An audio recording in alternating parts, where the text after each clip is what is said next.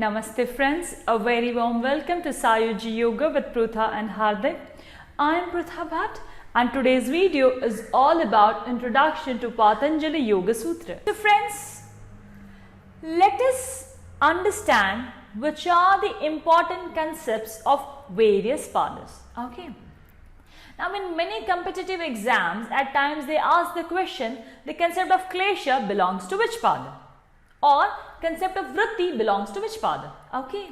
So you should have a brief idea about which are the concepts which are very important in each and every pada. Though we will definitely go into detail about each and every pada in the later videos, we will go deeper with one sutras each. So now when we come to the first chapter, that is Samadhi pada, okay, the Muni Patanjali gives the definition of yoga. Yoga Chitta Vritti Nirodha. Okay. Then what is the purpose of yoga? That is Tadadrashta Swarupe Avasthanam. That is also mentioned in the chapter 1.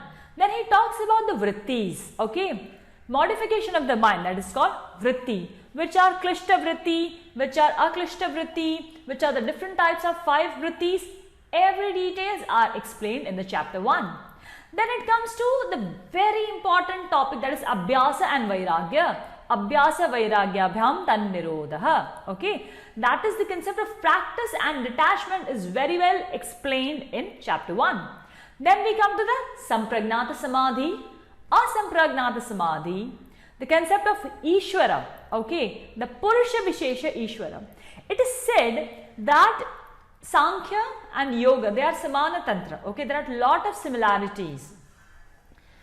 But Yoga is known as Sa Ishwar Sankhya.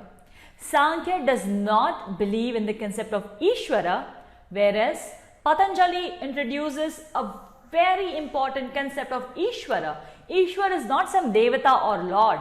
Ishwara is Purusha Vishesha. We will definitely go in detail of all these, but just this is the brief idea. So I am just telling you that the Ishwar concept is there in the chapter 1.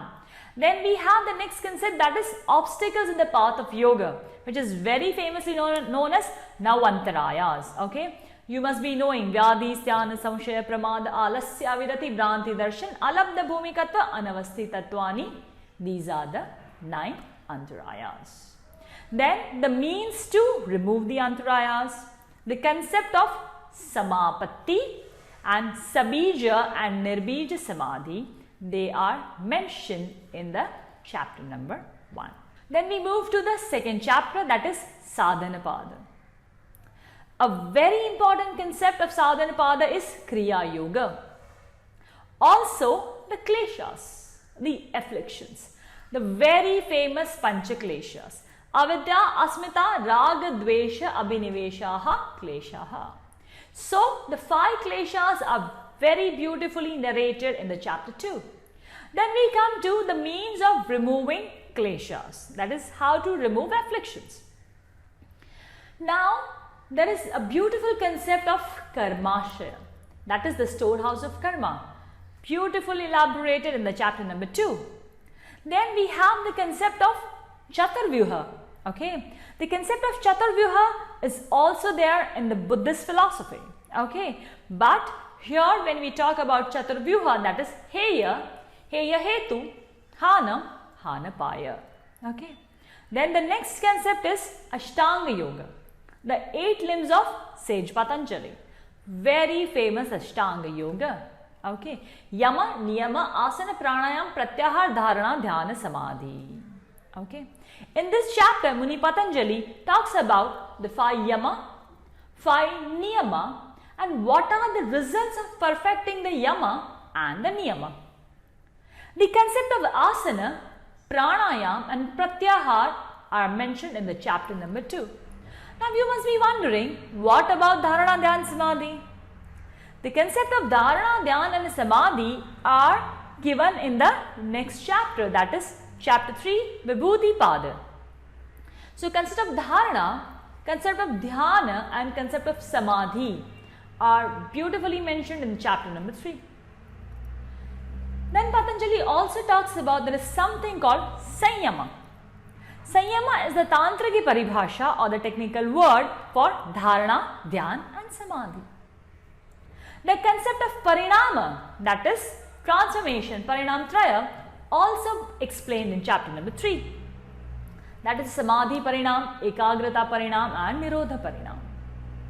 Then the main crux of this chapter is Vibhuti, the siddhis. Now many people translate siddhi or Vibhuti as supernatural powers. But the word siddhi comes from the Sanskrit word siddha, which siddha is something which is already existing.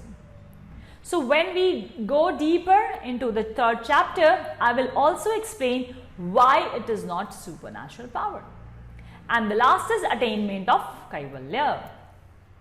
And the last chapter, that is Kaivalya Pada, the chapter starts with what are the means of attaining siddhi: janma, aushadha, mantra, tapa. These are the 4 ways of attaining siddhis. The concept of nirmana chitta is given in chapter number 4. Concept of karma, shukla karma, krishna karma, ashukla krishna karma, shukla krishna karma. So all these karmas are explained in chapter number 4, the concept of karma. Then we come to concept of vasana, okay? And in this chapter, there is a refutation of the views of Buddhism by Patanjali. At the end of the chapter, the beautiful thing which is mentioned, that is dharma megha samadhi. Okay, this is the highest form of paravairagya. And what are its result is also mentioned in chapter number 4. And lastly, as the name of the chapter suggests, Kaivalya. Okay, when the Purush and Prakriti and they detach from each other, that is Kaivalya. So friends, do join me in my journey of Yoga Sutra or Yoga Darshan. I will try my level best to give you the explanation of each and every sutra in detail, definitely, in the coming videos. Whatever I have learned from my teachers and whatever little knowledge I have, I will try my best to share with all the viewers. So friends, thank you so much for joining me for this video. If you like the video, please press the like button. Also, press the bell icon and subscribe our channel to get regular updates. If you like the video, share with your friends. Please do comment, and if you want me to make some more videos on any particular topic, please feel free to share your views. Thank you so much. Namaste.